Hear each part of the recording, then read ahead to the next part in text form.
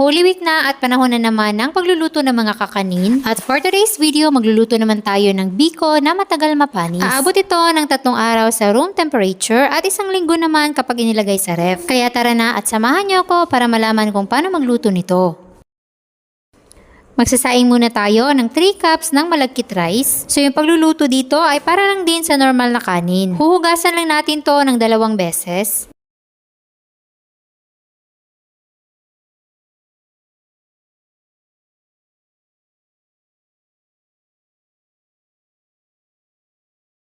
Pagkatapos natin itong mahugasan, kung ilang takal yung bigas ay ganun din yung tubig. 3 cups din na tubig yung ilalagay natin. Then isalang na natin to sa rice cooker at antayin na lang natin na maluto. Pagkatapos nga ng ilang minuto ay luto na ang ating malagkit rice at itabi lang muna natin to.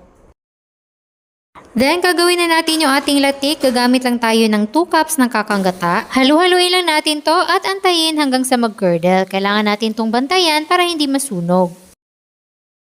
Pag ganito na yung itsura ng gata ay malapit na yan maging latik.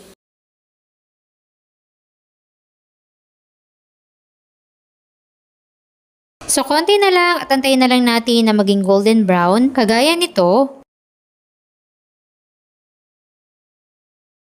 Then, pwede na natin yung ihiwalay sa mantika ng gata. So, itong pinakamantika na lang na na-produce ng gata yung maiiwan at maglalagay tayo dito ng 2 cups din na sugar. Pwede rin kayong gumamit dito ng muscovado. Haluin lang natin to ng tuloy-tuloy hanggang sa mag-caramelize na.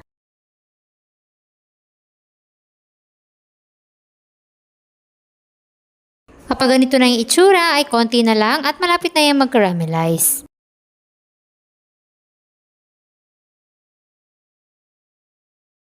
At kapag ganitong tunaw na yung asukal, ilalagay na natin dito yung niluto nating malagkit rice.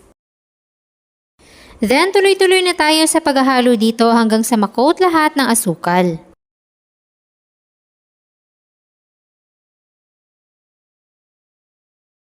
Kailangan natin ng matibay na braso dito dahil hindi tayo pwedeng huminto hanggang sa mahalo ito ng mabuti.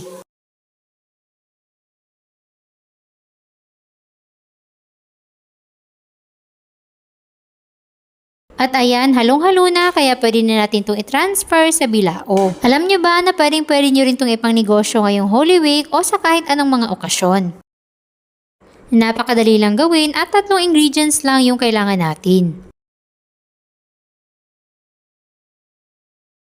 Then, slice lang natin to into serving size. Tsaka natin ilagay dito sa ibabaw yung latik na ginawa natin.